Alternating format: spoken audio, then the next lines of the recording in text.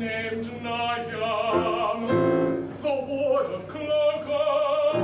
In pity speak, oh speak, I pray you. Why do you ask this question? Come gather round me, and I'll tell you.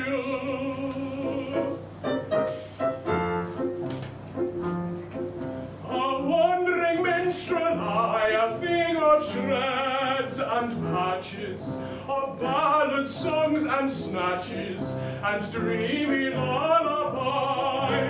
My catalogue is long, through every passion ranging, and to your humours changing. I tune my supple song, I tune my supple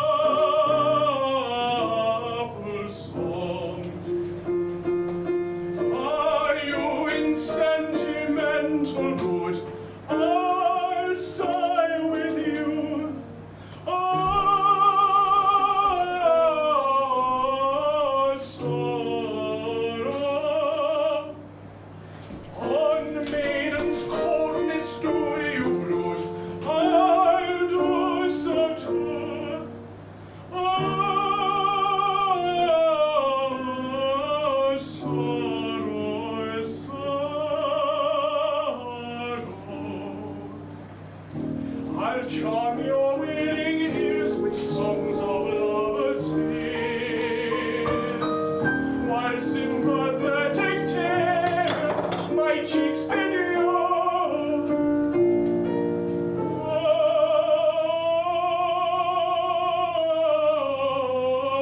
Oh, sorrow, sorrow.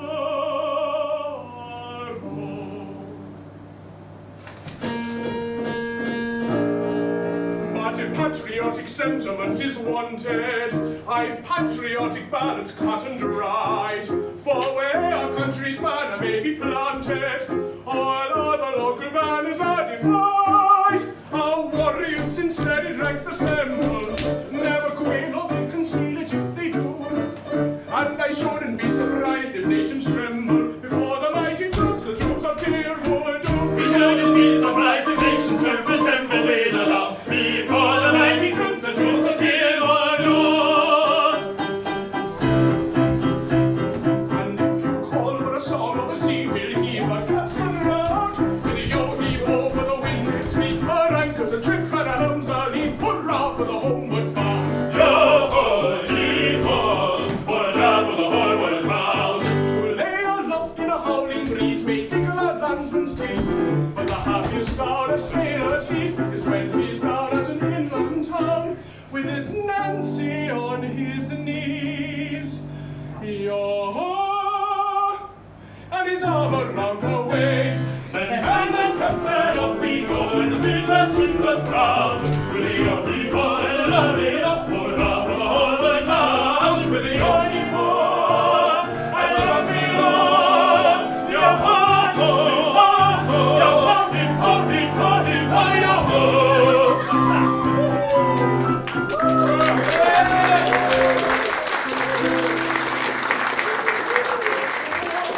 Minstrel I, a thing of shreds and patches, of ballad songs and snatches, and dreamy lullaby,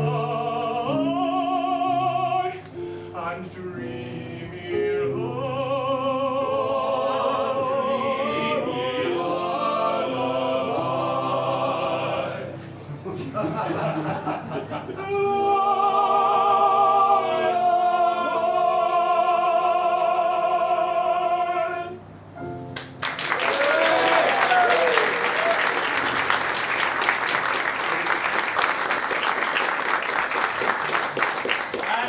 What may be your business with Mna-y'um? I'll tell you. A year ago, I was a member of the Tìrwudu town band. It was my duty to take the cap round for contributions. While discharging this delicate office, I saw Mna-y'um.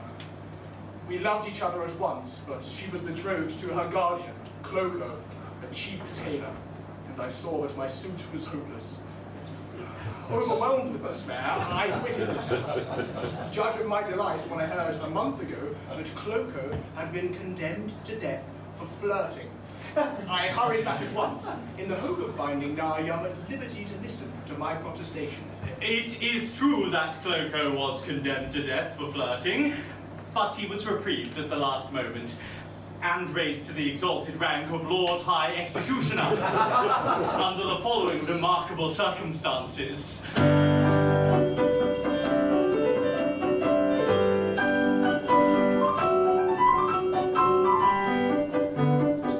Mikado, virtuous man, when he who ruled this land began, resolved to try a plan whereby young men might best be steadied. So he decreed in words succinct that all who flirted, leered or winked, unless connubially linked, should forthwith be beheaded, beheaded, beheaded, should forthwith be beheaded.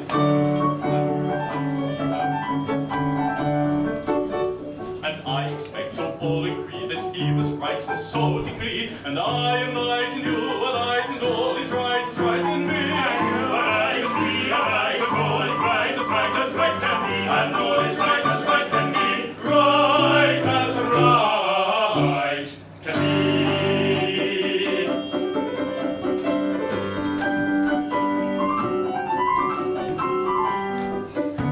This stern decree, you'll understand, was great dismay throughout the land, for young and old and shy and bold were equally affected. The youth who winter roving eye, or breathed a non-connubial sigh, was thereupon condemned to die. He usually objected, objected, objected, he usually objected.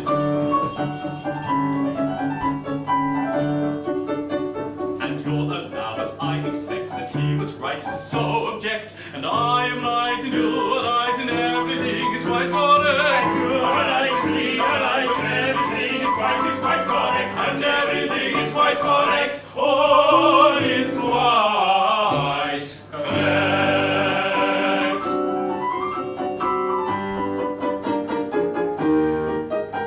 And so we straight let out on bail a convict from the county jail, whose head was next on some pretext condemned to be mown off, and made him headsman, for we said who's next to be decapitated cannot cut off another's head until he's cut his own off, his own off, his own off, until he's cut his own off. And we are right, I think you'll say, to argue in this kind of way, and I am right and you are right, and all is right to rule our lay. You are right, we are right, and all is right to rule our lay. And I am right and we are right, and all is right.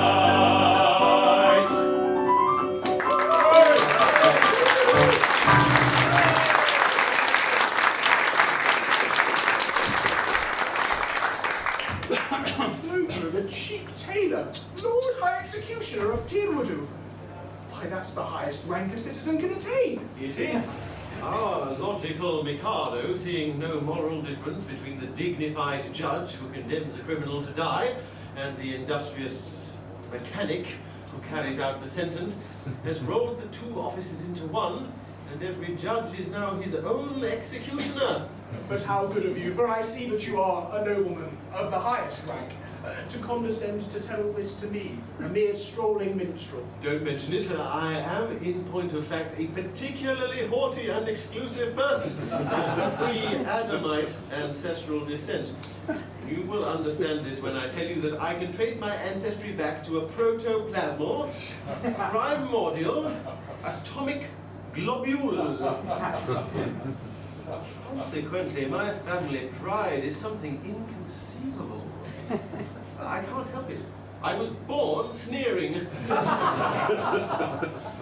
I struggle hard to overcome this defect. I mortify my pride continually.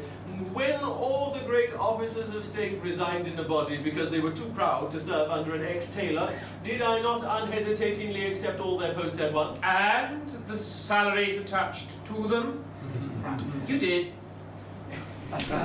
Consequently, my degrading duty to serve this upstart has First Lord of the Treasury, Lord Chief Justice, Commander-in-Chief, Lord High Admiral, Master of the Backcountry, the Backstairs, Archbishop of Tìrwudu, and Lord Mayor, both acting and elect, all rolled into one. And at a salary. A frugal far paid for his services, I, a salaried minion. But I do it. It revolts me, but I do it. And this does you credit. But I don't stop at that. I go and dine with middle-class people on reasonable terms. I dance at cheap suburban parties for a moderate fee. I accept refreshment at any hands, however lowly. I also retail state secrets at a very low figure. For instance, any further information about Mna-y'um would come under the head of a state secret. Another insult. And I think a light one.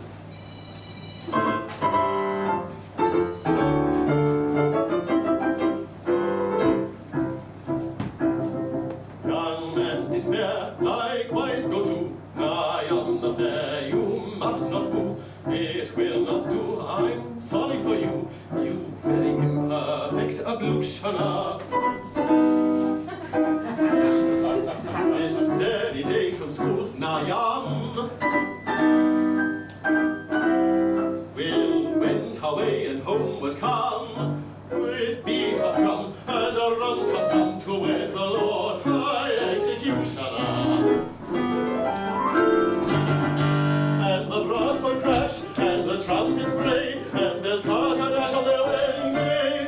She'll toddle away, as all other, with the Lord High Executioner. And the brass will crash, and the trumpets bray, and the cart and dash on their wedding day. She'll toddle away, as all other, with the Lord High Executioner.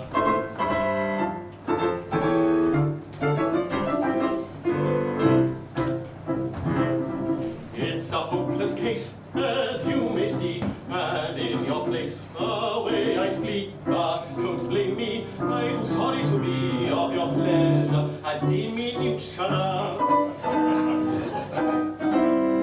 They'll bow their pact extremely soon. In point of fact, this afternoon, a honeymoon with that buffoon at 7 commences, so you shun her. And the brass will crash, and the trumpets bray, and the cart and dash on their wedding day. She'll toddle away, as all of her, with the Lord High Executioner. And the brass will crash, and the trumpets bray, and the cart and dash on their wedding day. She'll toddle away, as all of her, with the Lord High Executioner.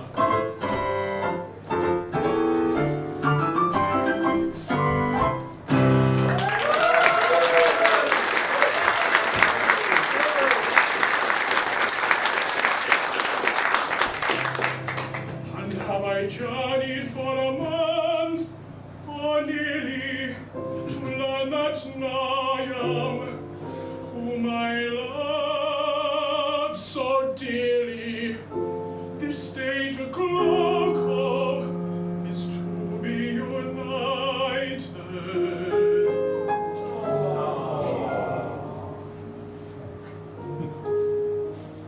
The fact appears to be as you've recited. But here he comes, equipped as suits his station. He'll give you any further information.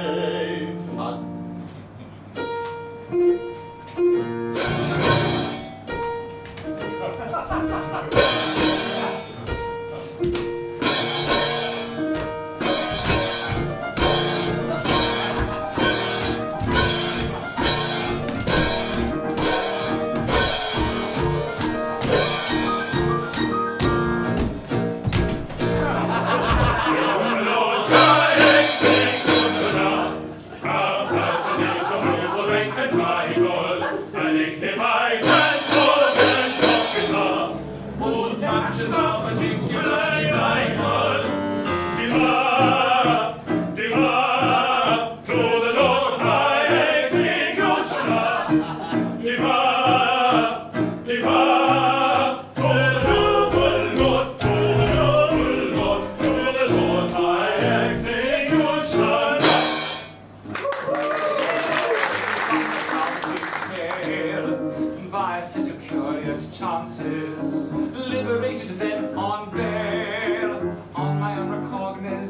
dances, wafted by a favouring gale, as one sometimes is in trances, to a height that few can scale, save by long and weary dances, sure they never had a male, under such like circumstances, so adventurous a tale, which may rank with most romances, taken from the county jail, by a set of curious liberated men, I'm sure they never had a male, so adventurous a tale. Depart, depart, to the Lord High Executioner. Depart, depart, to the noble Lord's venerable Lord High Executioner. Mna-y'um, to the Lord High Executioner. Depart, depart, to the noble Lord, the High Executioner.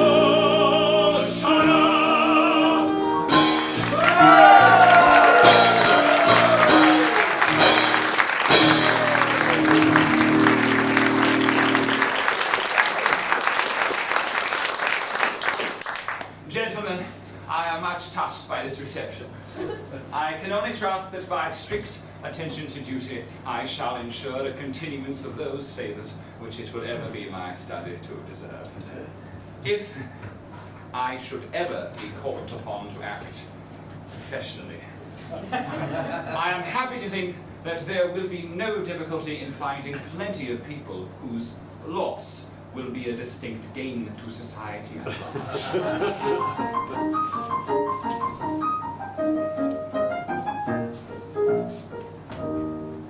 As someday it may happen that a victim must be found, I've got a little list of society offenders who might well be underground and who never would be missed, There's the folk who like to meddle in your intimate affairs, the tourists stopping when they reach the bottom of the stairs. All persons who think it polite to talk and masticate. All persons who would shake your hands before they vaccinate. And any next-door neighbor who's an exhibitionist. Well, I don't think he'd be missed. For sure, he can't be missed. He's got him on the list. He's got him on the list. And then none of them he missed. Then none of them he missed. There's the virtue signaling puppet looking for a cause to join. The performance altruist. I've got him on the list. And the fella making billions off of artificial coin. That false numismatist. I've got him on the list. And the idiot who praises with enthusiastic tone the genius who put AI features on his phone. And the comic opera purist who would outwardly oppress and say that cancel culture's coming for his G&S. And the singular anomaly, that lady novelist, well, I don't think she'd be missed. The witch is on the list. He's got her on the list. He's got her on the list. And I don't think she'll be missed. I'm sure she'll not be missed. A litre of beef eater and some extra dry vermouth and some lemons for a twist.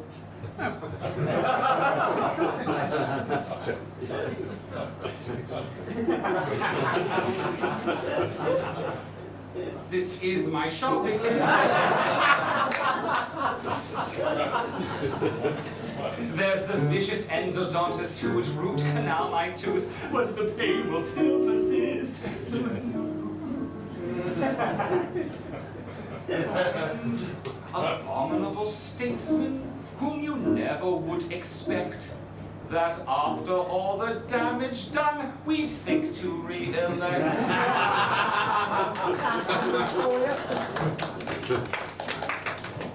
And aisle-crossing bureaucrats, afraid to contradict, who move slowly towards indictment and more slowly to convict. Take any labor centrist who's a genocidalist, you may put him on the list, for they none of them be missed. You may put him on the list. You may put him on the It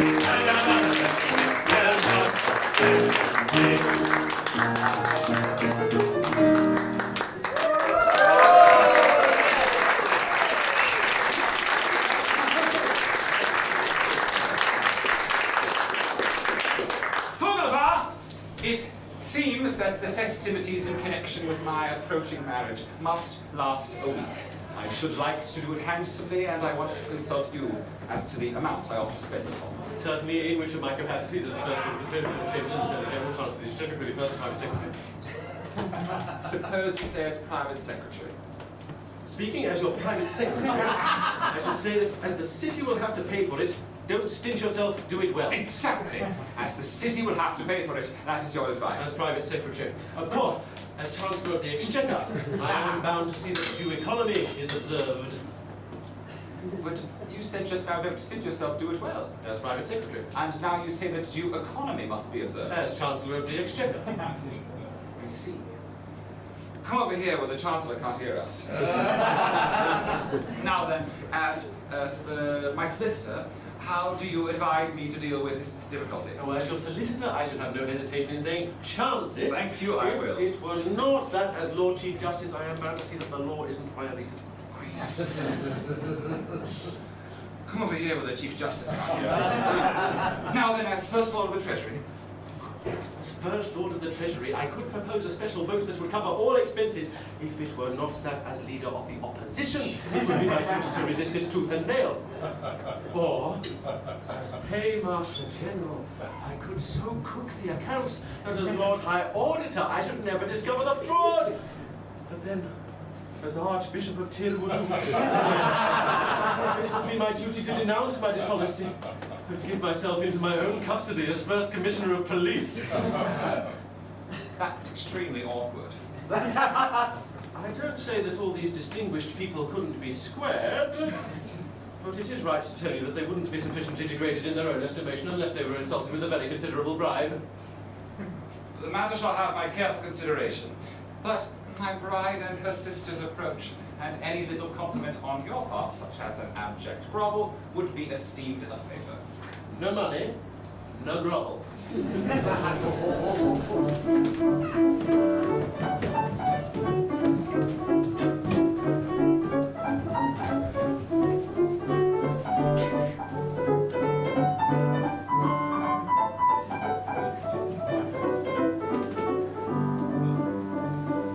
Comes a train of little ladies from scholastic trammers free. Each a little bit afraid is wondering what the world can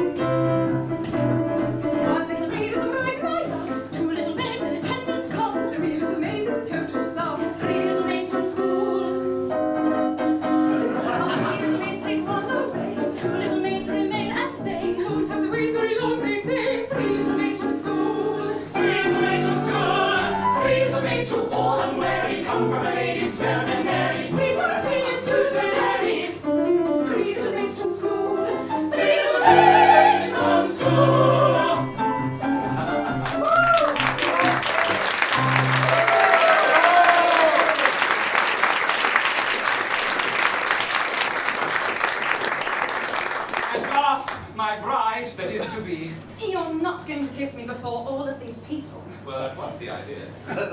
It seems odd, doesn't it? It's rather peculiar. I expect it's right. Must have a beginning, you know. Of course, I know nothing about these things, but I've no objection if it's usual. Oh, it's quite usual, I think. Hey, Lord Chamberlain. I have known it done. Thank goodness that's so funny. Why, that's never you! Oh, I haven't seen you ever and right on the bed and out 3 grams. You're coming with it, you're not going back anymore. I beg your pardon, will you present me? This is the Last gentleman. time, if you please. If you please, this is the gentleman who used to play so beautifully on the Marine Parade. Yes, I think that was the name of the instrument. Sir, I have the misfortune to love your ward, Mna-y'um. Oh, I know I deserve your anger. Anger? Not a bit, my boy. Why? I love her myself. Charming little girl, isn't she? Pretty eyes, nice hair, taking a little ink altogether. Very glad to hear my opinion backed by a competent authority. Thank you very much. Goodbye. Take him away. I beg your pardon, but what is this? Customer, come to try on. That is a tremendous swell. Oh, it's alive.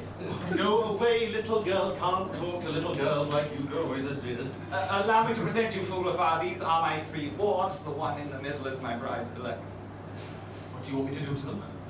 Mind, I will not kiss them. No, you shan't kiss them. A little bow. A mere nothing. You needn't mean it, you know.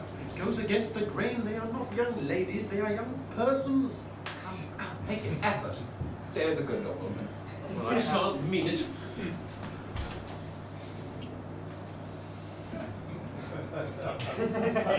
Howdy do, little girls. Howdy do. Protoplasmal ancestor. That's very good. I see nothing to laugh at. It is very painful for me to have to say howdy do, little girls, howdy do to young persons. I am not in the habit of saying howdy do, little girls, howdy do. Everybody under the right now, stop program. Don't laugh at him! He can't help it. He's under treatment for it. Never mind them. They don't understand the delicacy of your position. We know how delicate it is, don't we? I should think we did. How a nobleman of your importance can do it at all is a thing I never can and never shall understand.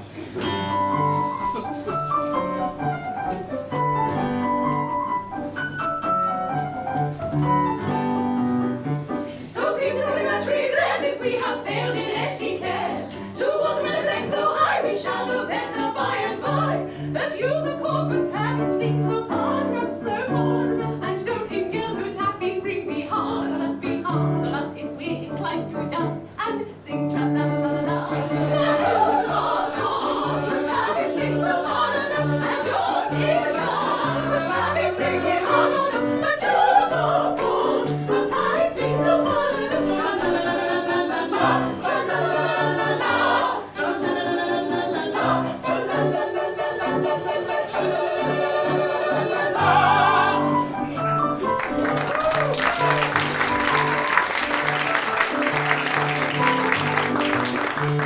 I think you ought to recollect you cannot show too much respect toward the high titled few, but nobody does, and why should you? That youth at us must have its fling, is harmless to our prerogatives if we think so pardon us, if we decline to dance and sing tra-la-la-la, tra-la-la-la. But you, of course, must have his speak so pardonous. And your dear God must have his speak pardonous. But you, of course, must have his speak so pardonous. Tra-la-la-la-la-la-la, tra-la-la-la-la-la-la, tra-la-la-la-la-la-la, tra-la-la-la-la-la-la-la, tra-la-la-la-la-la-la.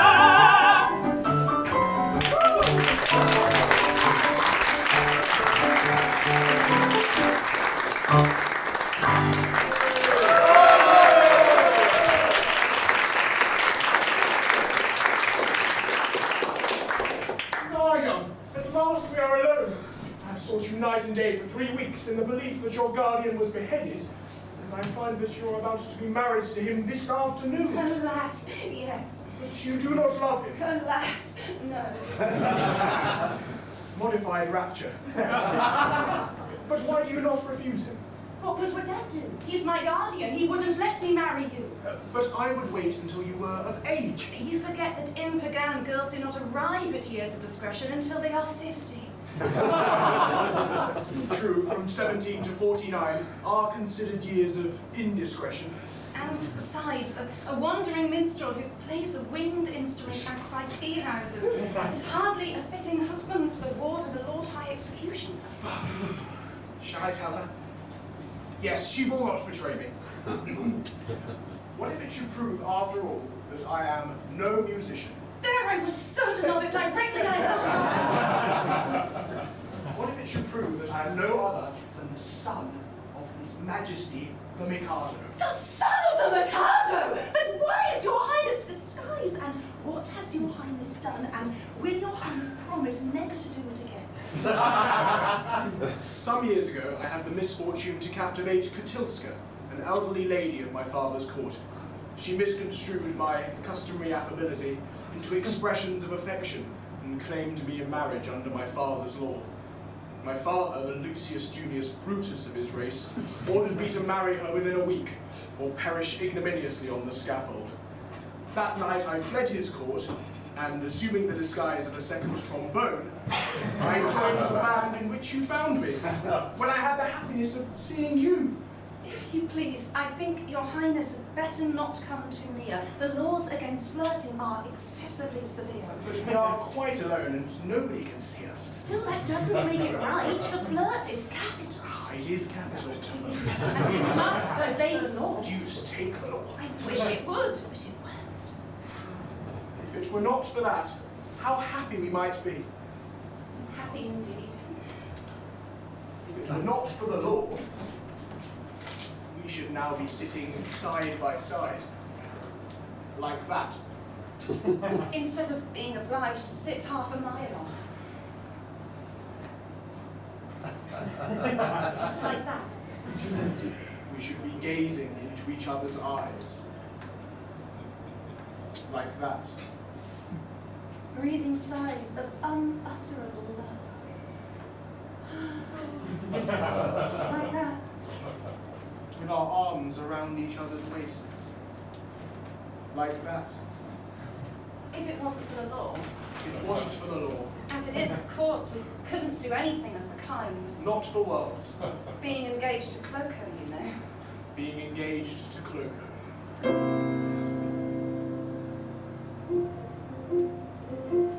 Were you not to Klók-Cow plighted, I would say in tender tone, loved one, let us be united, let us be each other's own.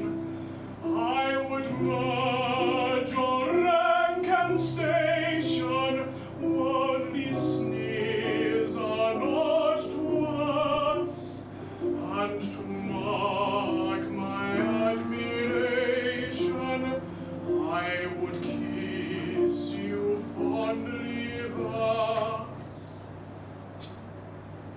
He would kiss you fondly thus.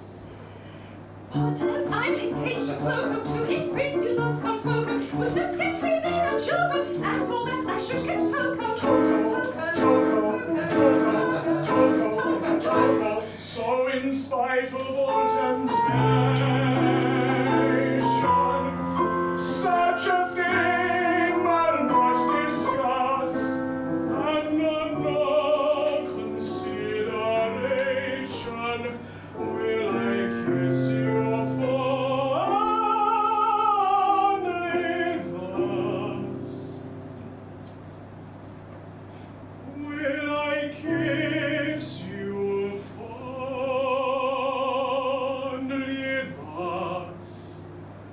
Let me make it clear to you, this is what I'll never do. This, oh this, oh this, oh this. This is what I'll never, never do. This, oh this, oh this, oh this. This is what I'll never do. I'll never do. Oh this,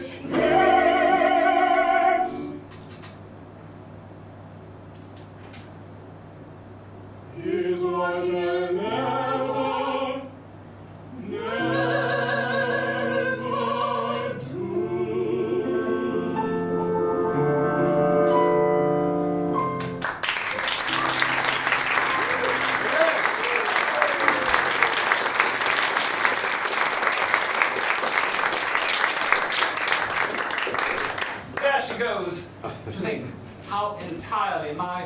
happiness is wrapped up in that little parcel. Really, it hardly seems worthwhile. Oh, matrimony! Now then, what is it? Can't you see I'm soliloquizing? You have interrupted an apostrophe. I'm the bearer of a letter from His Majesty the Mikado. Oh, letter from the Mikado? What in the world can he have to say to me?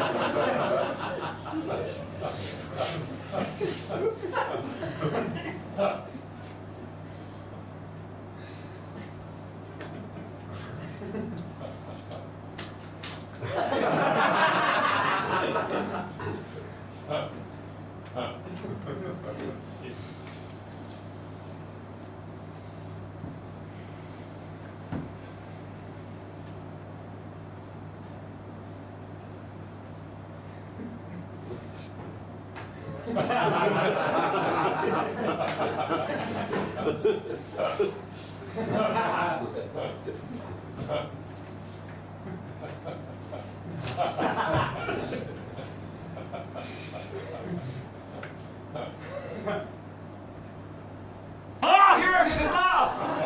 I thought it would come sooner or later. The Mikado is struck by the fact that no executions have taken place in Tìrwudu for a year and decrees that unless somebody is beheaded within a month, the post of Lord High Executioner shall be abolished and the city reduced to the rank of a village. But that would involve us all in irretrievable ruin. Yes. There is no help for it. I shall have to execute somebody at once. The only question is, who shall it be?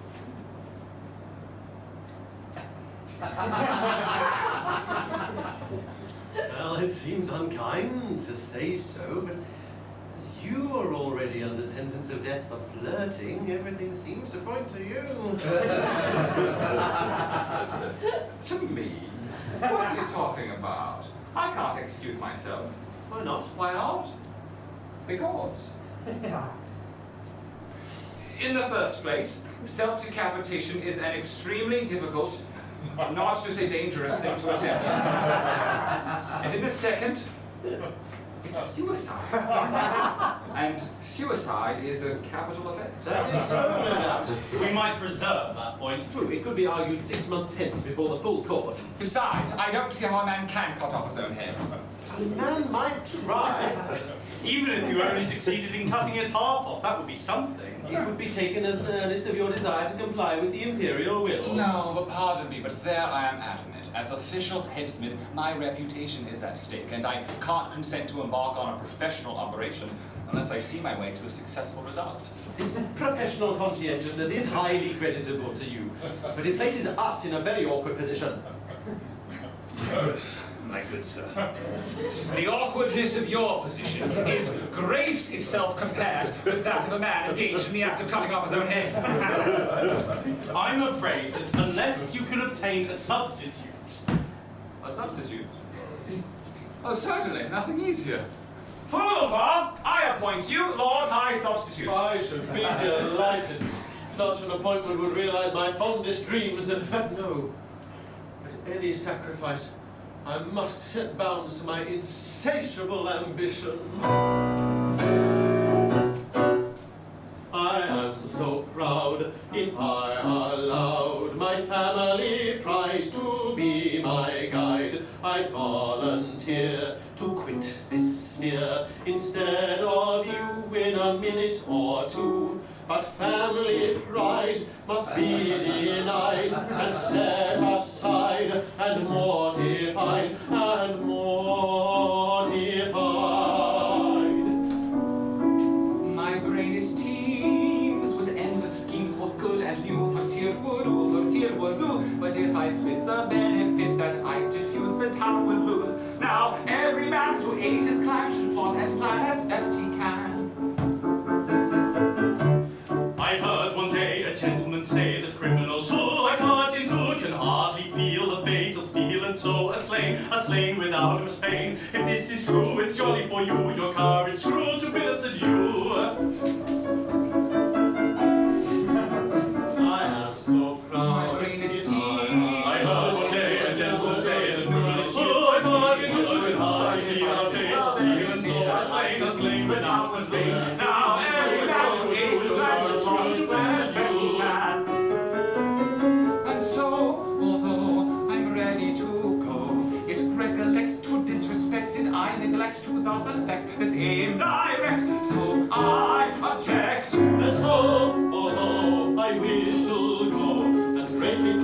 brightly shine and take the line of a hero fight with 3-4-9. I must decline. And go and show a friend and foe how much you dare. I'm quite aware it's your affair. Yet I declare I take your share, but I don't much care. So I take your share, but I don't. So I take your share, but I don't. So I take your share, but I don't. So I take my share. To sit in solemn silence in a dull dark dark, in a pestilential prison with a lifelong lock, awaiting the sensation of a short sharp shock, from which he meant to be chopped on a big black block. To sit in solemn silence in a dull dark dark, in a pestilential prison with a lifelong lock, awaiting the sensation of a short sharp shock, from which he meant to be chopped on a big black block. A dull dark dark, a lifelong lock, a short sharp shock, a big black block. To sit in solemn silence in a pestilential prison and awaiting the sensation from which he meant to be chopped on a big black.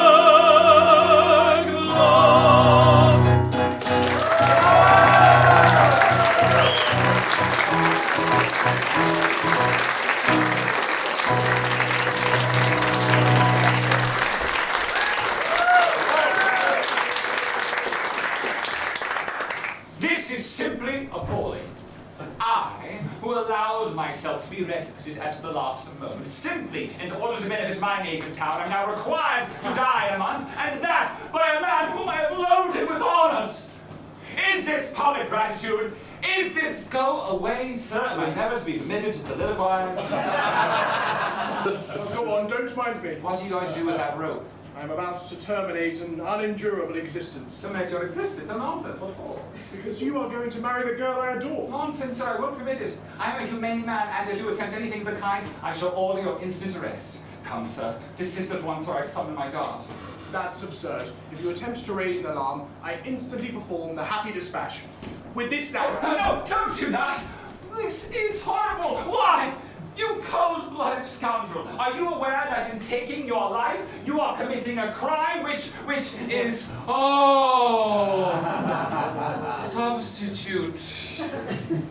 What's the matter? Is it absolutely certain that you are resolved to die? Absolutely. Will nothing shake your resolution?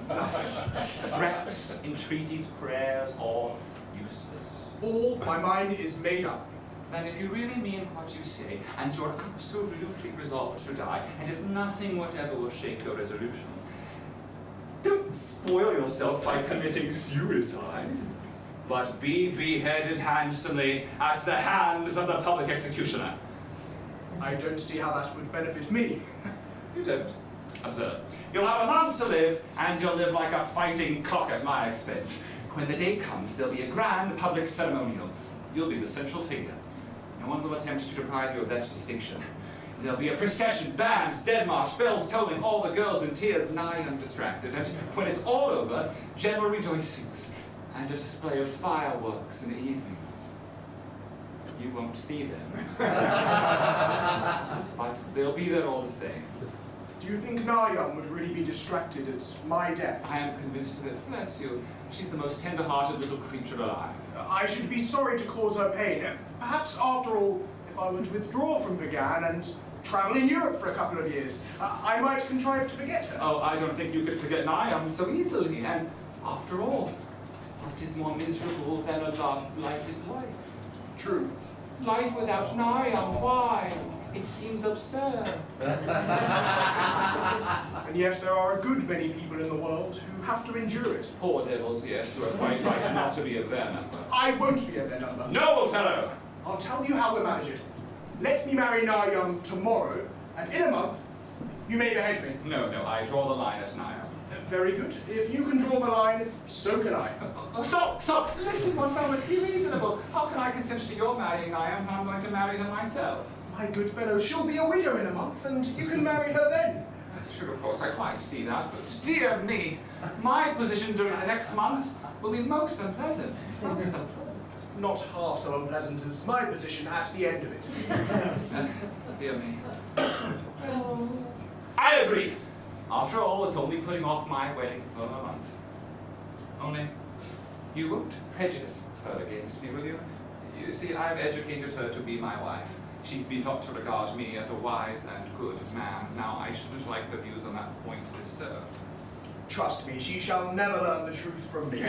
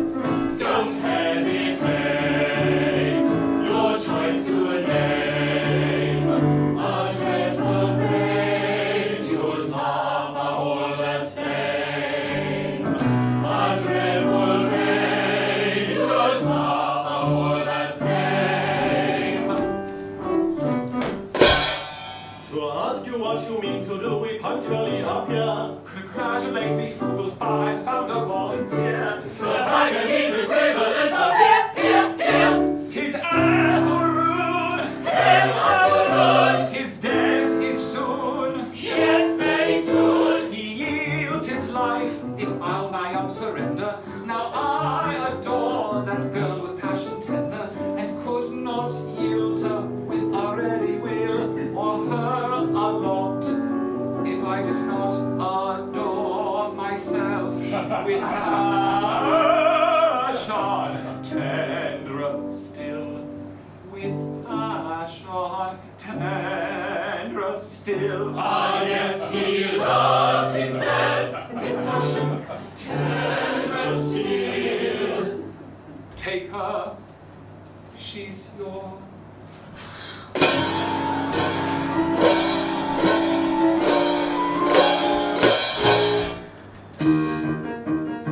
The frightened clouds pass away. Shines the dawning day. Oh, the night may come too soon. Yet upon the afternoon. Then let the Klók-Cow come, sweet loving song. Merry dance, and let the Klók-Cow dance with loving song, and merry dance with loving song, and merry dance with loving song. We're joyous, joyous, shout and ready cheer. We're joyous, in order in every family. Joyous, joyous, joyous,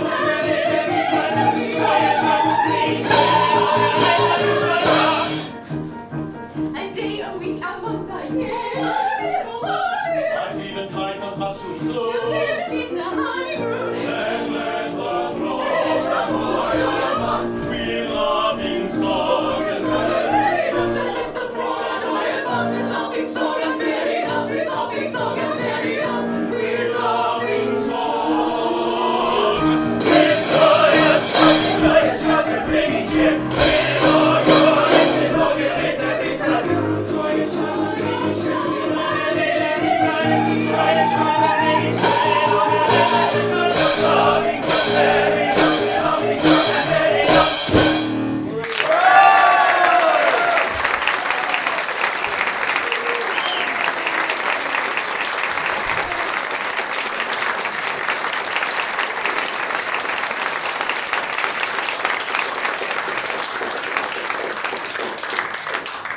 As in a month you've got to die, one cycle of the moon.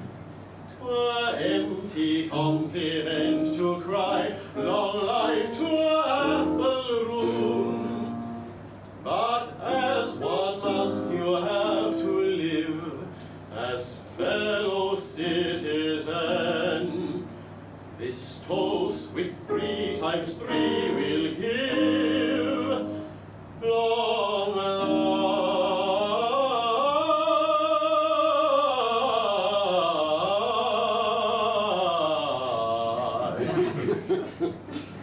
Long life to you.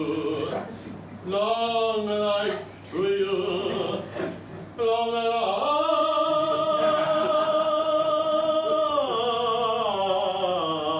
life to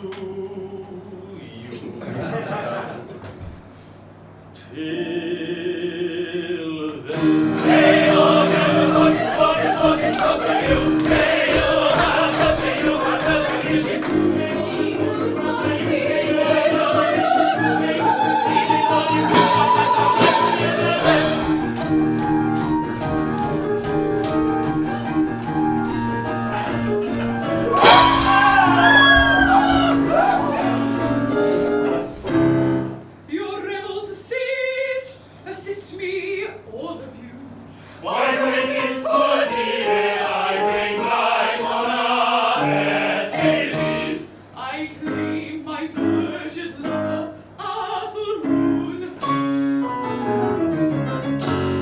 For to shun delights that never collide. Come back, oh shall fall, come back to joy. Away, away, Ah, 'tis Köttilska, the maid of whom I told you. No, you shall not go. These arms shall thus enfold you.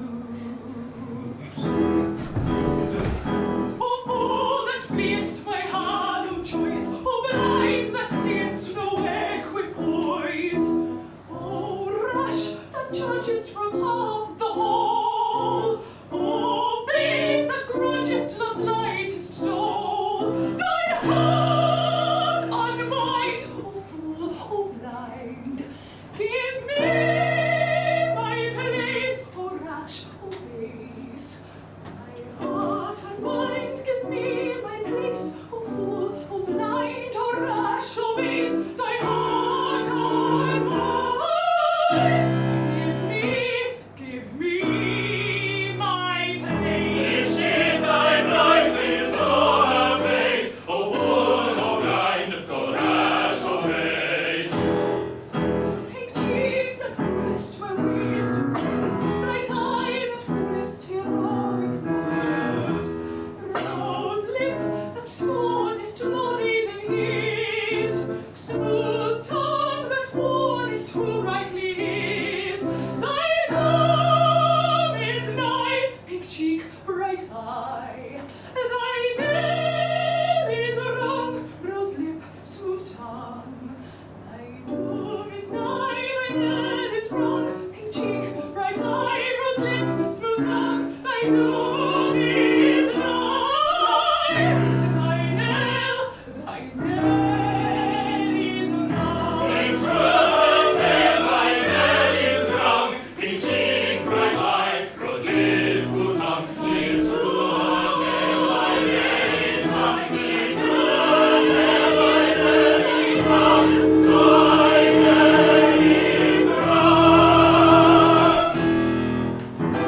Away, no prosecute your quest from our intention well expressed. You cannot tell us the state of your connubial views towards the person you accuse does not concern us. Oh, he's going to marry Mna-y'um. Your anger prevailing, for all will be merry. I think you had better succumb. Have toner expressions and clean. On this subject, I pray you be dumb. You'll find there are many who wait for a penny. The word for your guidance is mum. There's lots of good fish in the sea. On this subject we pay you be dumb. We think you had better succumb. You'll find there are many who wait for a penny, who wait for a penny. There are lots of good fish in the sea. There are lots of good fish in the sea. There's lots of good fish in the sea. There's lots of good fish in the sea, in the sea, in the sea, in the sea, in the sea.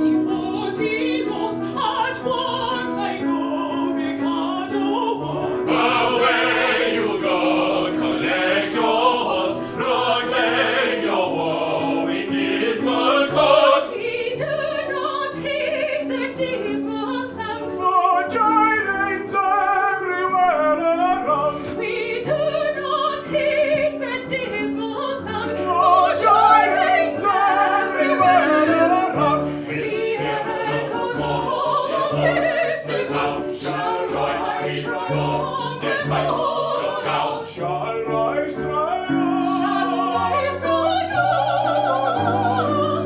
Triumphant.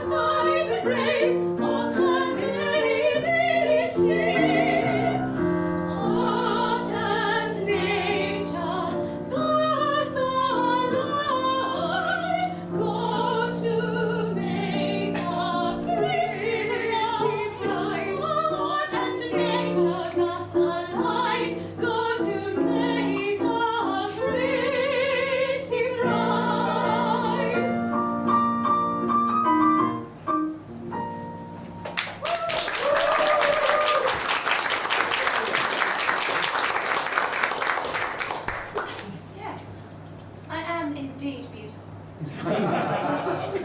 Sometimes I sit and wonder why it is that I am so much more attractive than anybody else in the world. Can this be vanity?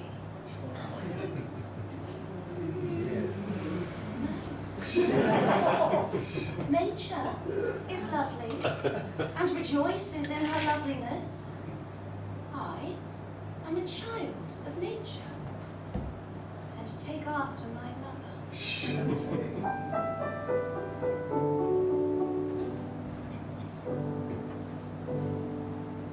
The sun whose rays are all ablaze with ever-living glory does not deny his majesty, he scorns to tell a story. He don't exclaim, I blush for shame, so kindly be indulgent. But fierce and bold in fiery gold, he glories all effulgent. I mean to rule the earth as he the sky. We really know our worth, the sun and I mean to rule the earth as he the sky. We really know our worth, the sun and I.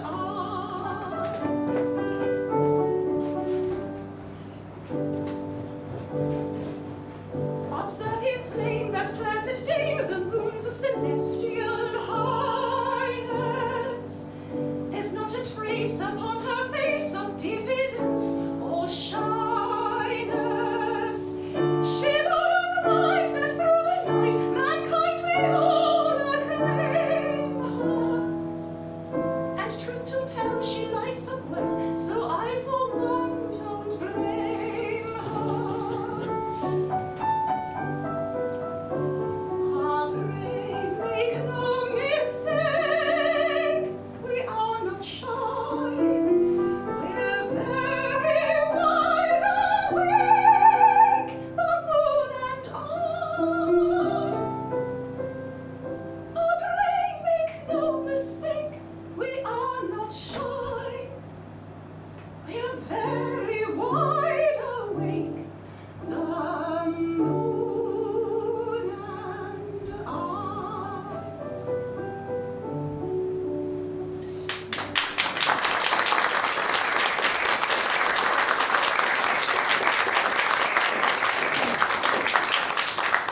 Yes, everything seems to smile upon me. For today I am to be married to the man I love best, and I believe I am the very happiest girl in Pagan. The happiest girl indeed, for she is indeed to be envied who has attained happiness in all but perfection. All but perfection. Well, dear, it can't be denied that the fact that your husband is to be beheaded in a month is, in its way, a drawback. It does seem to take the top off it, you know. I don't know about that. It all depends. At all events, he will find it a drawback. Not necessarily, bless you, it all depends. I think it very indelicate of you to refer to such a subject on such a day. If my married happiness is indeed to be cut short. Cut short in a month. Can't you let me forget it? I'm in tears. And on her wedding morn. They've been reminding me that in a month you are to be beheaded. Yes, we've been reminding her that you're to be beheaded. It's quite true, you know, you are to be beheaded. Now, some bridegrooms would be depressed by this sort of thing. A month. Well, what's a month? These divisions of time are purely arbitrary. Who says 24 hours make a day? There's a popular impression for that effect. Then we'll face it. We'll call each second a minute, each minute an hour, each hour a day, and each day a year. At that rate, we've about 30 years of married happiness before us. And at that rate, this interview has already lasted 4 hours and 3/4.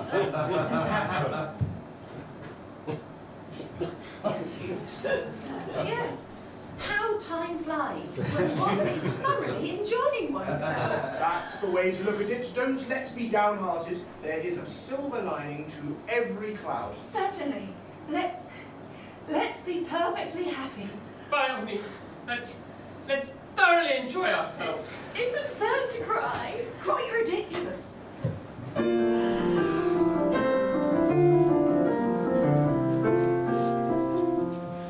Brightly dawns our wedding day. Join us all, we give thee greeting. With our heart beating, fickle moment, prithee stay. Fickle moment, prithee stay. What the mortal joys be hollow. Pleasures come if sorrows follow. Though the toxins are alone.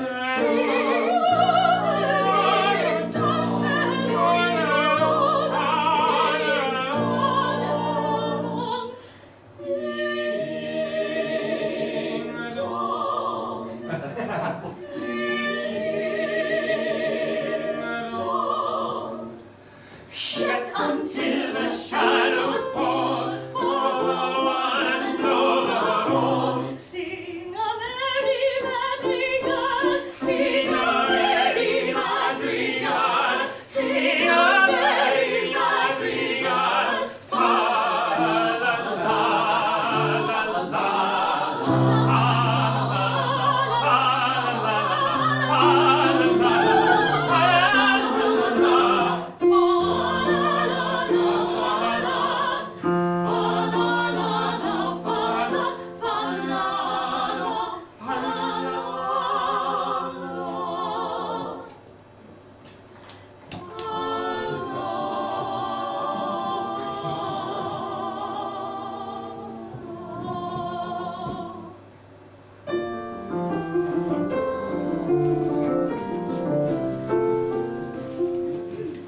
Let us drive a ready tea, glorious or surely creeping, bitterly for woeful weeping, till the sad sundown is near, till the sad sundown is near. All must sip the cup of sorrow. I today and thou tomorrow, this the close of every song we sing. This the days of every song. This the days of every song. Ding dong, ding dong. What those solemn shadows fall to the hate of overall. Sing a merry madrigal, sing a merry madrigal, sing a merry madrigal. Fa la la la la la la la. Fa la la la la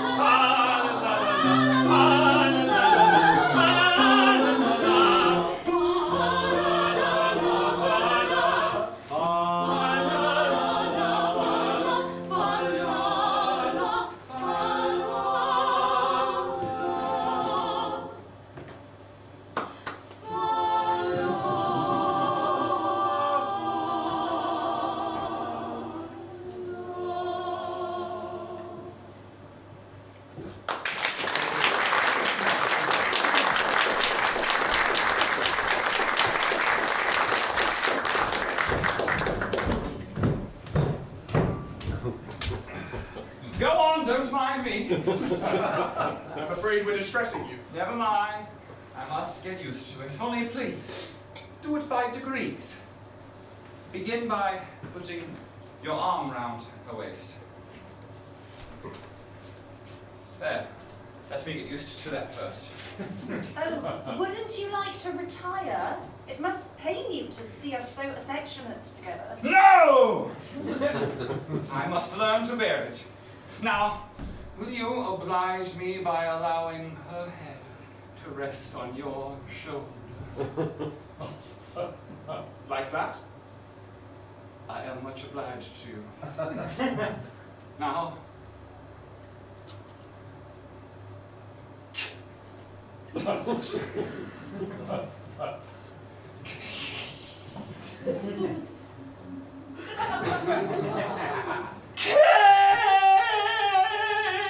kiss her.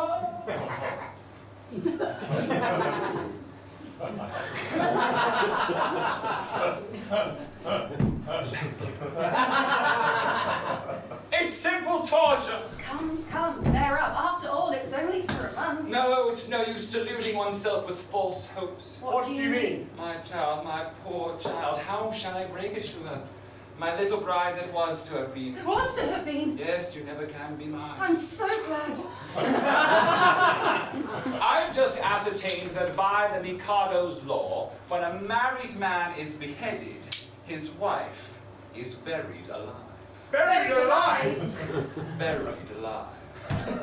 It's a most unpleasant death. But whom did you get that from? Oh, from Fulgavar, he's my solicitor. But he may be mistaken. So I thought. So I consulted the Attorney General, the Lord Chief Justice, the Master of the Law, the Judge Ordinary, and the Lord Chancellor. They're all of the same opinion.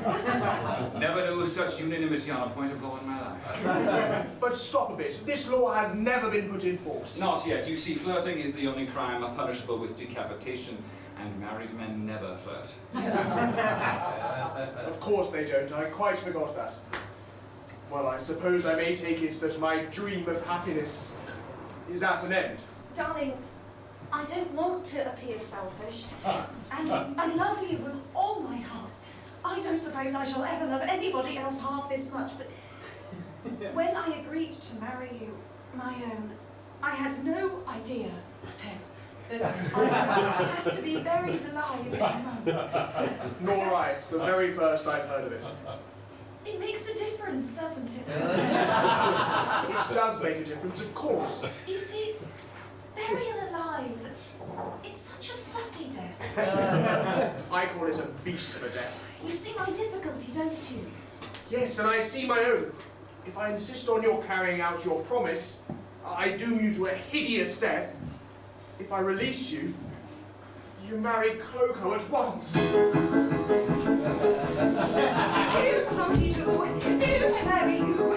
When your time has come to perish, then the maiden whom you cherish must be subject to. Here's how we do, here's how we do.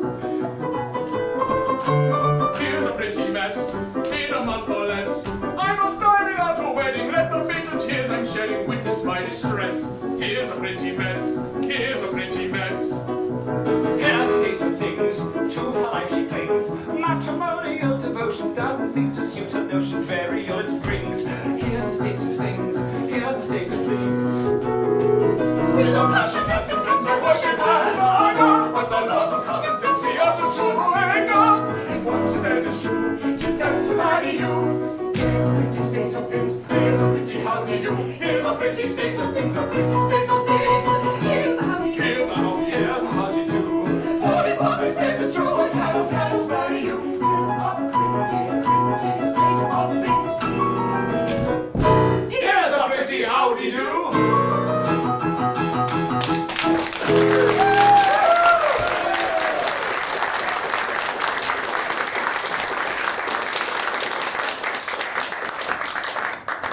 My poor boy, I'm very sorry for you. Thanks, old fellow. I'm sure you are. You see, I'm quite helpless. I quite see that. I can't conceive of anything more distressing than to have one's marriage broken off at the last moment.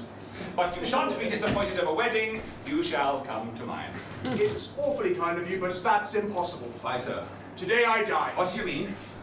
I can't live without Mna-y'um. This afternoon, I perform the happy dispatch. Oh, no, pardon me, I can't allow that. Why not? Why, hang it all. You're under contract to die at the hand of the public executioner in a month's time. If you kill yourself, what's to become of me? Why, I shall have to be executed in your place. It would certainly seem so. Oh. Now, the Lord Mayor, what is this? The Mikado and his suite are approaching the city and will be here in 10 minutes. The Mikado? He's coming to see whether his orders have been carried out. Now, look here, you know. This is getting serious. A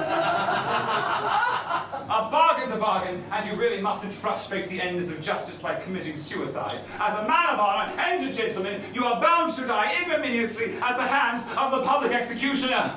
Very well then, behead me. What now? Certainly, at once. Chop it off, chop it off. I don't go about prepared to execute gentlemen at a moment's notice. Why?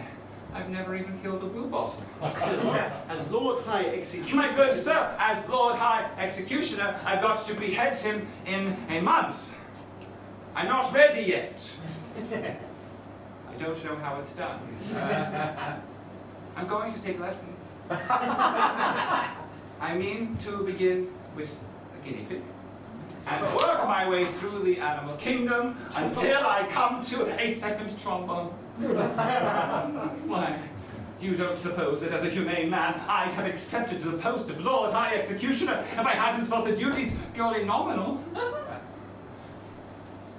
I can't kill you. I can't kill anything. I can't kill anybody. Come, poor fellow, we all have unpleasant duties to discharge at times. After all, what is it? If I don't mind, why should you? Remember, sooner or later, it must be done. Must it? I'm not so sure about that. What do you mean? Why should I kill you when making an affidavit that you being executed would do just as well? Here are plenty of witnesses.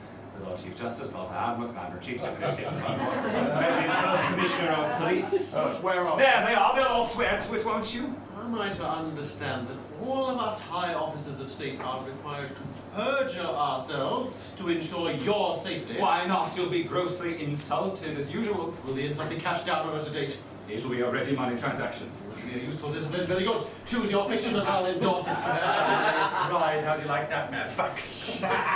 But I tell you, it's life without Mna-y'um. Oh, Mna-y'um.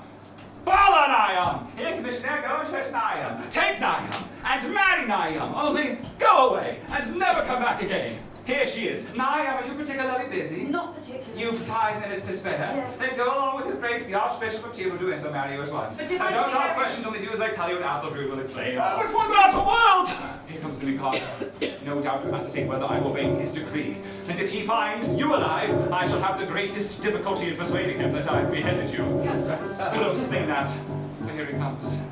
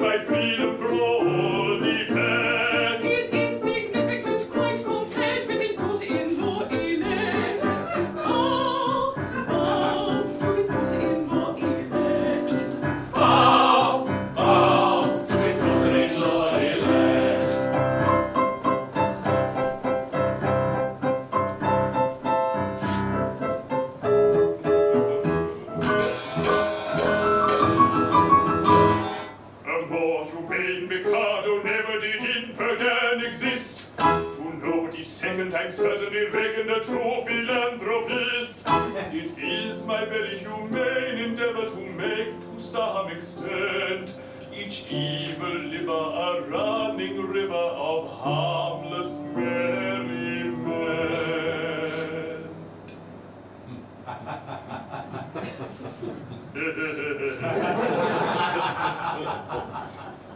My object all sublime, I shall achieve in time, to let the punishment fit the crime, the punishment fit the crime, and make each prisoner pent, unwillingly represent a source of innocent merriment, of innocent merriment. All prosy, dull society sinners who chatter and read and bore are sent to his servants from mystical Germans who preach portentous for. The amateur tenor whose vocal melodies all desire to shirk shall during off hours exhibit his powers to Madame Tussauds waxwork. The lady who dyes a chemical yellow or stains her grey hair hues or pinches her finger is painted with vigour and permanent walnut juice. The idiot who in railway carriages scribbles on window panes will only suffer to ride on a buffer in parliamentary trains.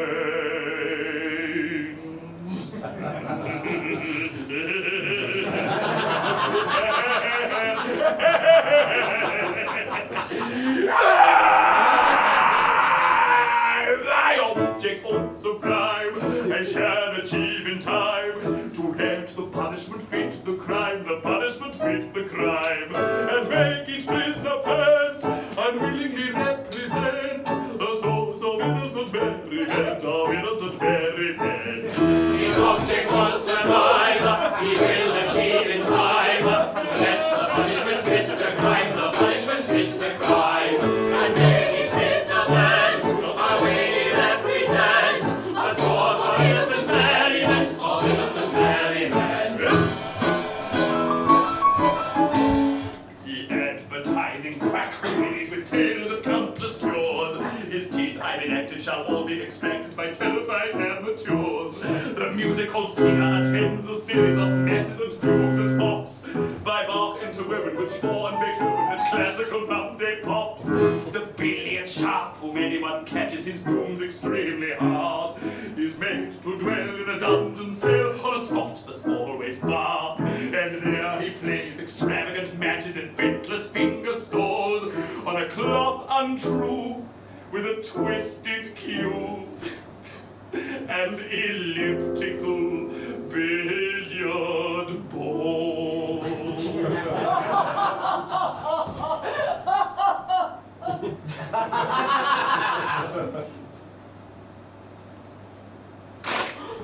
My object all sublime, I shall achieve in time, to let the punishment fit the crime, the punishment fit the crime, and make each prisoner pent, unwillingly represent a source of innocent merriment, of innocent merriment. His object was sublime, he will achieve in time, to let the punishment fit the crime, the punishment fit the crime, and make each prisoner pent, unwillingly represent a source of innocent merriment, of innocent merriment.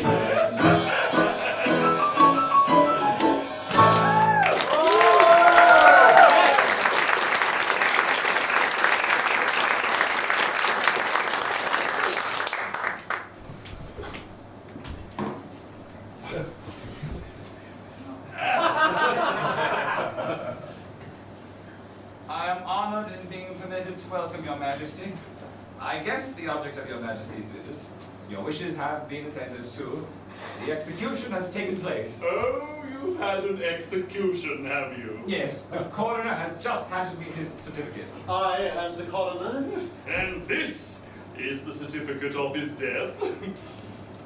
At Tìrwudu, in the presence of the Lord Chancellor, Lord Chief Justice, Attorney General, Secretary of State for the Home Department, Lord Mayor, and groom of the second floor front. They were all present, Your Majesty. I counted them myself.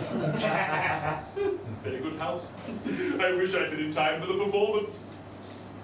A tough fellow he was too. A man of gigantic strength. His struggles were terrific. It was really a remarkable scene. Describe it.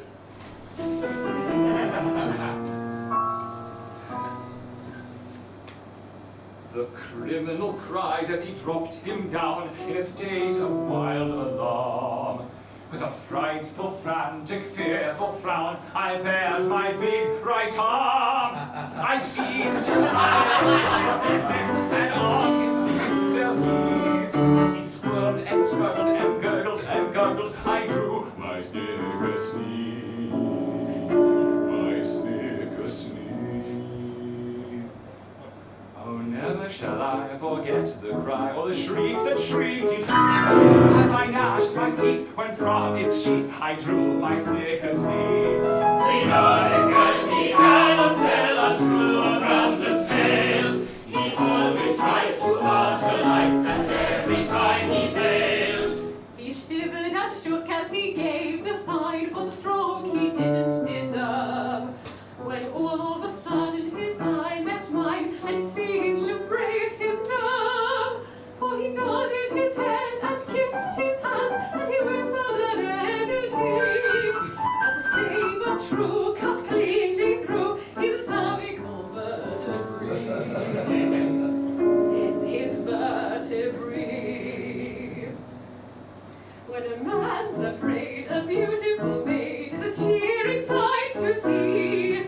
And it's oh, I'm glad that moment sad was soothed by sight of me. Whatever tale you want to say with truth, it quite agrees. Her taste exact for faultless facts amounts to a disease. Now, though you'd have said that head was dead, for its owner dead was he.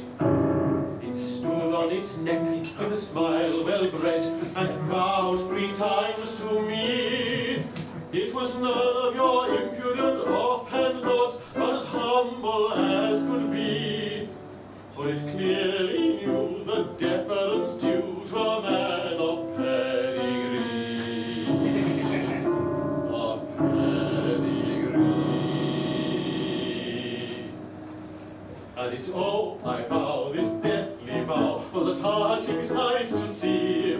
Though trunkless, yet it couldn't forget the deference due to me. His virtue, he speaks the truth whenever he finds it pays. And in his face he chose a place exactly as he says. Exactly as he says.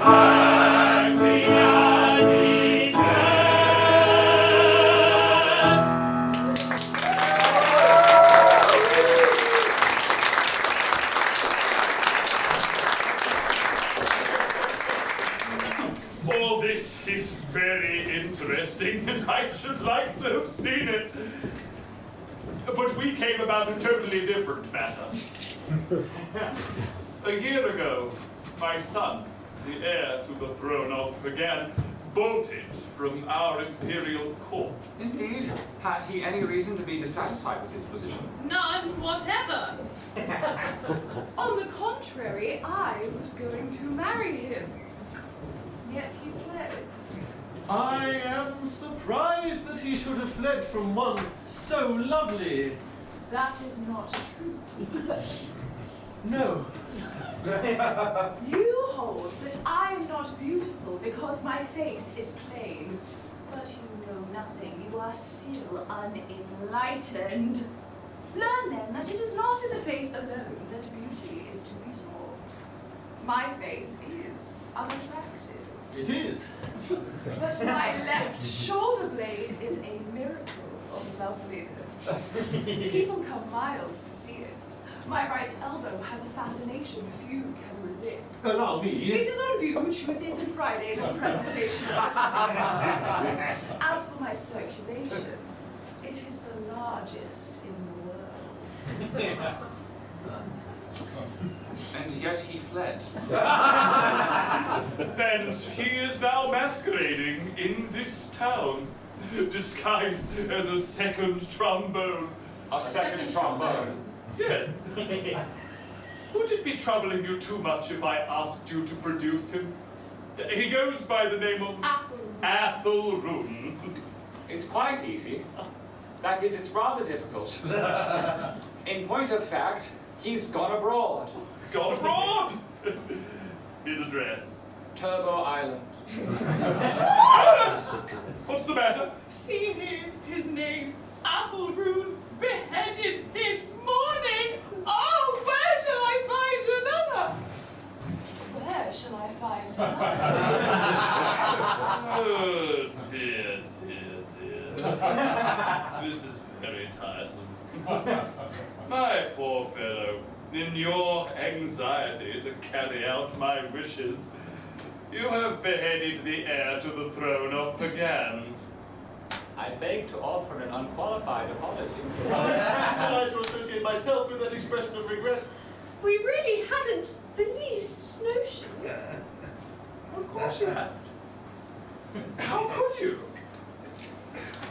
Come, my dear fellow, don't distress yourself. It was no fault of yours.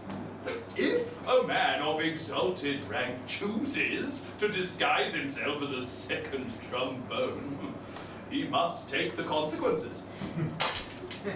It really does distress me to see you take on so. I have no doubt he thoroughly deserved all he got. We are infinitely obliged, Your Majesty. But obliged, Your Majesty. Very much obliged, Your Majesty. Not a bit. Don't even mention it. How could you tell? No, of course we couldn't tell who the gentleman really was. It wasn't written on his forehead, you know. It might have been on his pocket handkerchief, but Paganese don't use pocket handkerchiefs.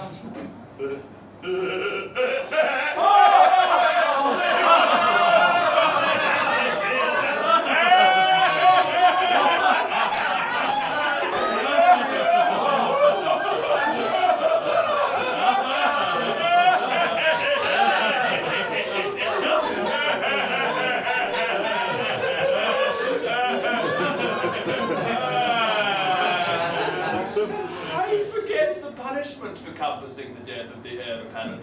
Punishment? Yes. It's something lingering, with boiling oil in it, I fancy, something of that sort. I think boiling oil occurs in it, but I'm not sure. I know it's something humorous, but lingering. With either boiling oil or melted lead. Well, come, don't fret. I'm not a bit angry.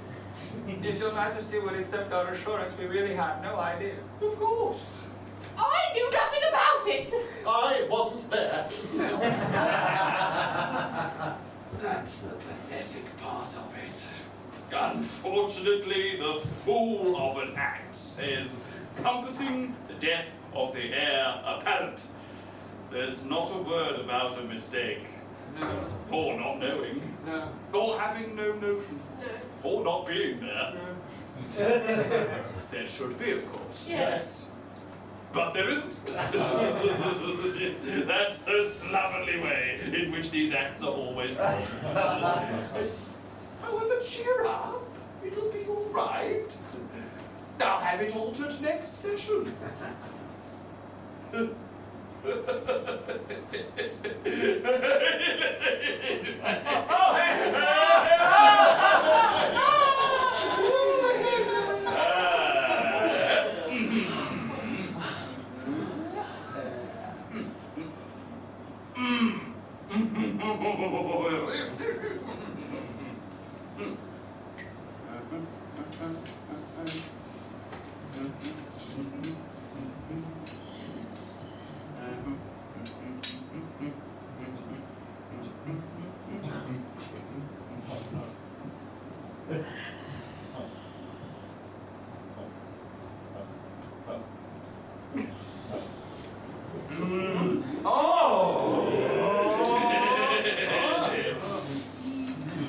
Now let's see about your executions. Will after luncheon suit you? Can you wait until then? Oh, yes. We can wait till then. Then we'll make it after luncheon. I don't want any lunch. I really am very sorry for you all.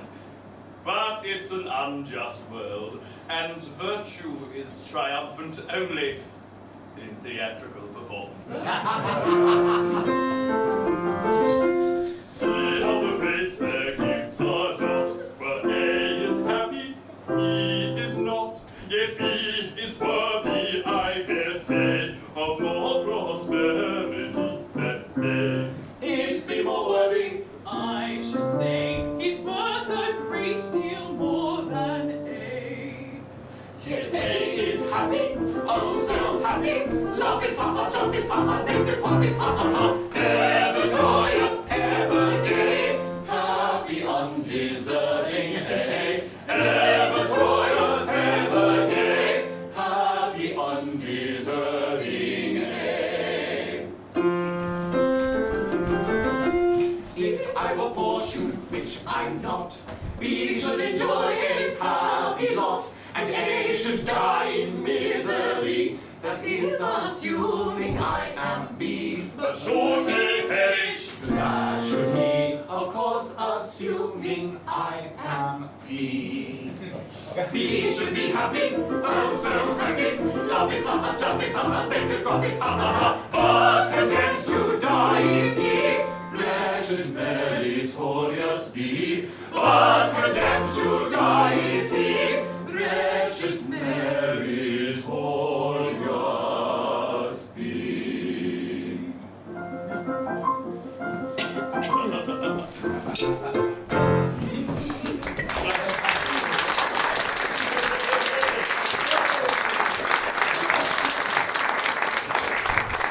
Well, a nice mess you've got us into with your nodding head and the deference due to a man of pedigree. Merely corroborative detail intended to give artistic verisimilitude to an otherwise bald and unconvincing narrative. Corroborative detail indeed! Corroborative fiddlestick! And you're just as bad as he is with your cock and bull stories about catching his eye and his whistling in air, but that's so like you. You must put in your oar. Yes, well, how about your big right arm? Yes, and your snicker-sneed! Well, never mind that now. There's only one thing to be done. Æthel-Rún hasn't started yet. He must come to life again at once. Here he comes. Æthel-Rún has good news for you. You're reprieved. Oh, but it's too late. I'm a dead man, and I'm off my honeymoon. Nonsense! A terrible thing has just happened. It seems you're the son of the Mikado. Yes, but that happened some time ago. Is this a time for airy persiflage? Your father is here with Köttilska. My father, and with Köttilska? Yes, and he wants you particularly. So does she. Oh, but he's married now. Oh, bless my heart, what's that got to do with it? Köttilska claims me in marriage, but I can't marry her because I'm married already. Consequently, she will insist on my execution, and if I'm executed, my wife will have to be buried alive. You see how difficult? Yes, I don't know what's to be done. There's one chance for you. If you can persuade Köttilska to marry you, then she would have no further claim on me, and in that case, I could come to life without any fear of being put to death. I marry Köttilska. I really think it's the only course. But my good girl, have you seen her? She's something appalling. Ah, that's only her face. She has a left elbow which people come miles to see. I am told that her right heel is much admired by connoisseurs. My good sir, I decline to pin my heart upon any lady's right heel. It comes to this. While Köttilska is single, I prefer to be a disembodied spirit. When Köttilska is married, existence will be as welcome as the flowers in spring.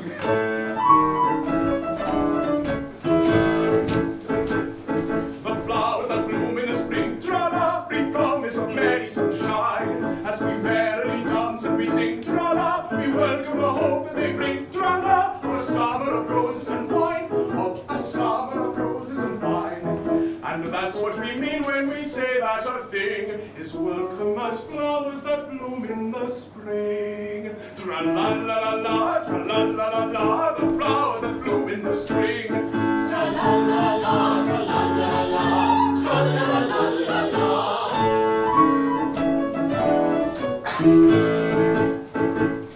The flowers that bloom in the spring, tra-la, have nothing to do with the case. I've got to take under my wing, tra-la, a most unattractive old thing, tra-la, with caricature of these.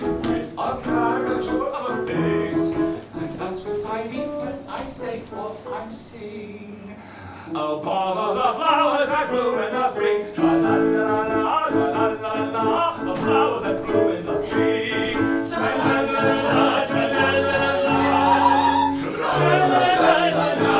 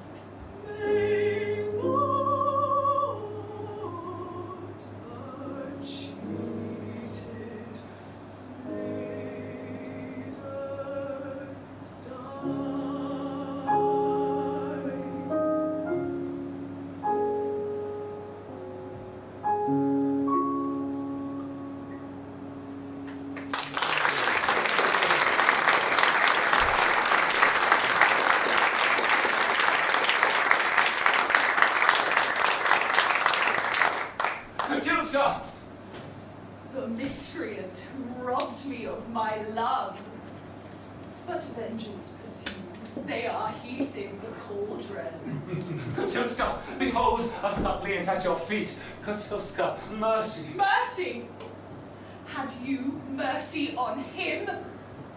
See here, you have slain my love. He did not love me, but he would have loved me in time. I am an acquired taste.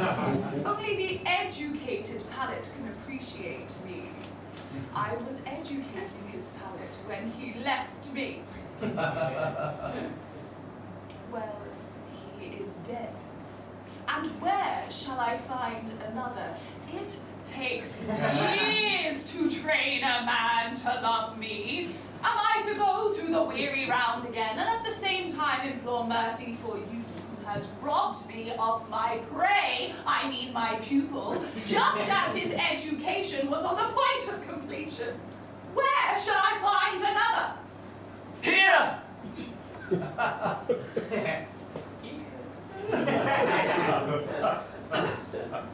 What?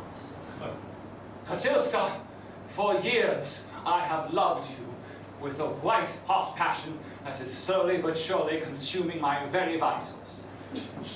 Ah, shrink not from me. If there is aught of woman's mercy in your heart, turn not away from a lovesick suppliant whose every fibre thrills at your tiniest touch. True it is that under a poor mask of disgust I endeavoured to conceal a passion whose inner fires are broiling the soul within. But the fire will not be snuffed. It defies all attempts at extinction and breaking forth all the more eagerly for its long restraint. It declares itself in words that will not be weighed, that cannot be schooled, that should not be too severely criticized. Köttilska, I dare not hope for your love, but I will not live without it. Darling! You, whose hands still reek with the blood of my betrothed, dare to address words of passion to a woman you have so foully wronged! I do! Accept my love or I perish on the spot. Go to! Who knows so well as I that no one yet died of a broken heart? You know not what you say. Listen.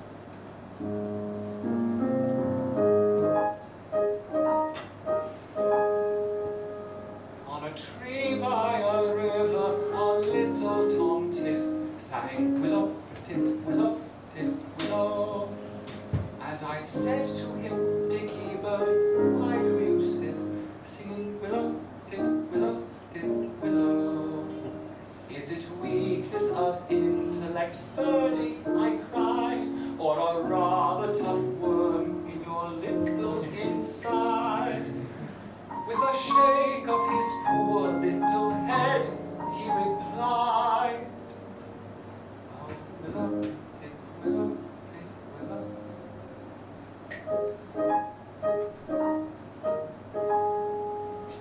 He slapped at his chest as he sat on that bough, singing willow, tit, willow, tit, willow. And a cold perspiration bespangled his brow. Oh, willow, tit, willow, tit, willow. He sobbed and he sighed and a gurgle he gave. Then he plunged himself into the billowing wave. And an echo arose from the suicide's grave.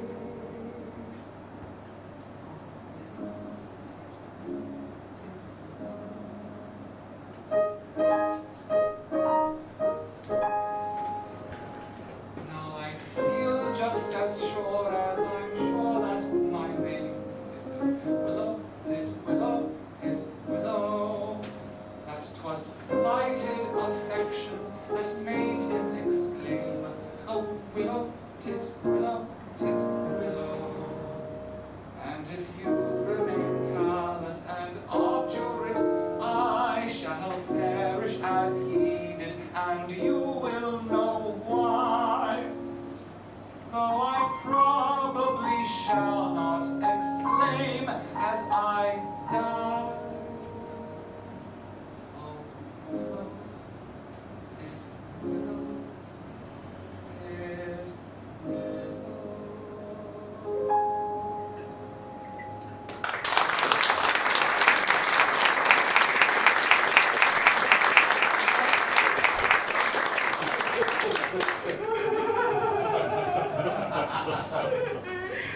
Did he really die of love?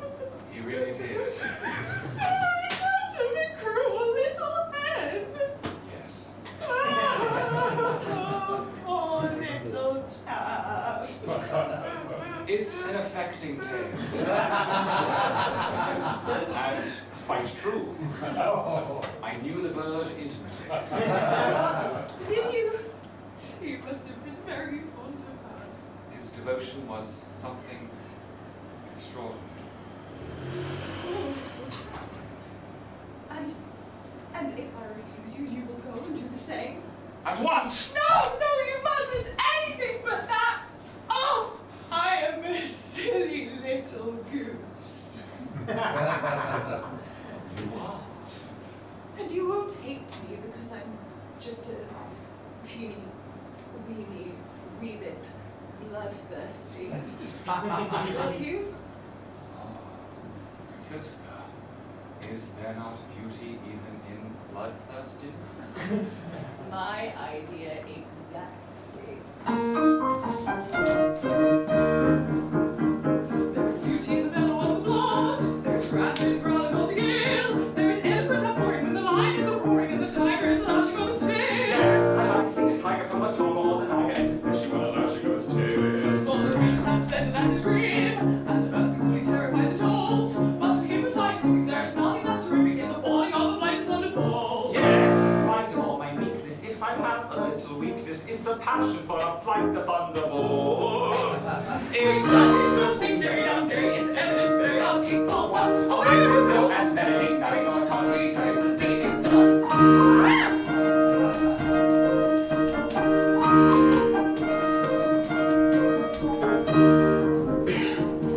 There's beauty in extreme old age. Do fancy you are elderly enough? Information I'm requesting on a subject interesting is the maiden or the better when she's tough. The real sweat opinion is the general opinion that she'll last you until longer when she's tough. I won't love me to think. Won't you wait till you're 80 in the shade? There's fascination found in the room that's romantic. You think you are sufficiently decayed. To the matter that you mentioned, I have given some attention, and I think I am sufficiently decayed.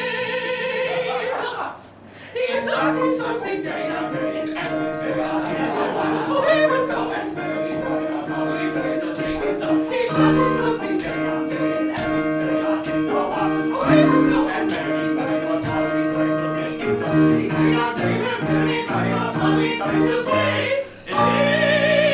is done.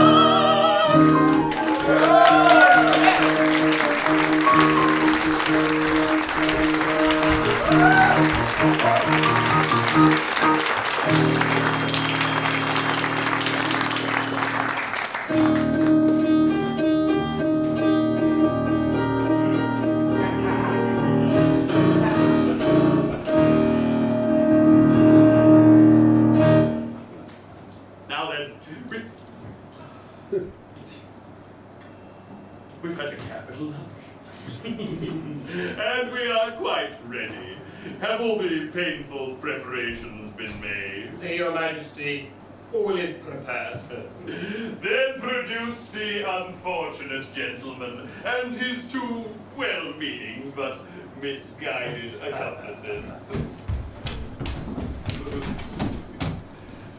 Mercy! Mercy for Klók-Cow, mercy for Pættie-Cene, mercy even for Faal. I beg your pardon, I don't think I heard that remark.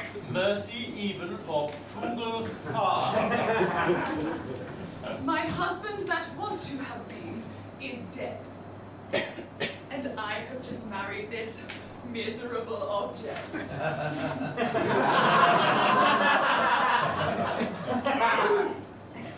You've not been long about it. We were married before the registrar.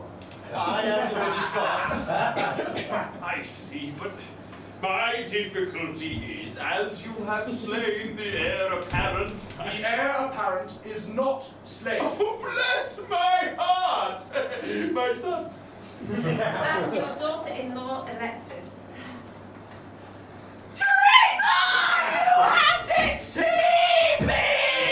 Yes, you are entitled to a little explanation, though I think you'll give it better whole than in pieces. Your Majesty, it's like this. It is true I stated I killed Æthel-Rún. Yes, with the most affecting particulars. Merely corroborative detail intended to give artistic verisimilitude to an otherwise bald and unconvincing. Will you refrain from putting in your oars?